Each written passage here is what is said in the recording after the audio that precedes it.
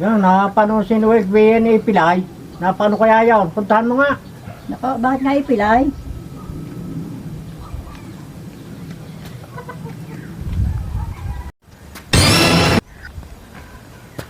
Wala pa ano ka? Bakit ikay pilay?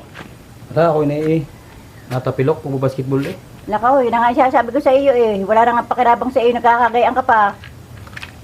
Ang tatay ginasaan? Ayaw, naroon, masama tingin sa iyo. Opo, ay.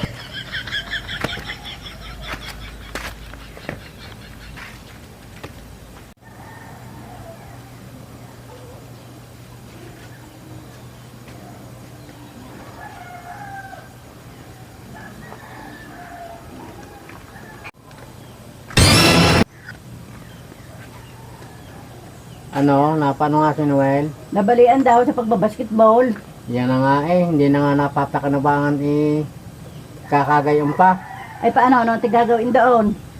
Kamoy huwag lang lalabas ang bahay at pag nakita ni Kapitang papilay-pilay, mamumura lang.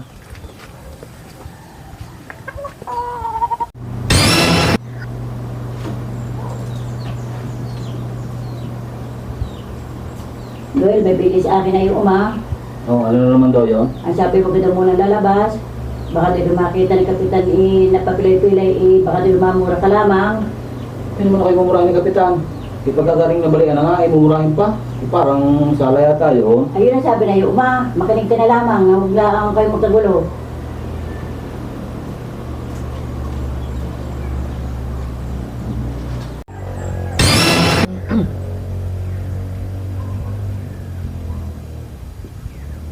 Katigas ka ng ulo ng taong yan. Sabi ng huglalabas ng bahay, pag nakita ni Kapitan yan, ay mamumura lang yan. Puntahan mo nga natin yung sabayin.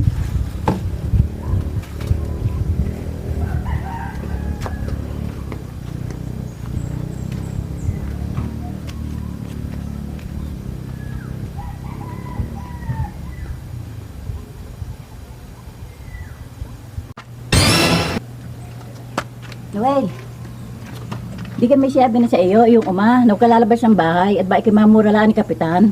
Bigyan mo na kayo mumurahin noon. Ba ikimakita pa pilay-pilay di ay mamumura ka lang noon? Hindi naman ako mumurahin noon, ipapilay-pilay na nga. Ba sabi ni Kapitan, gandang-ganda ng karasada, ginagawa mo lubak-lubak.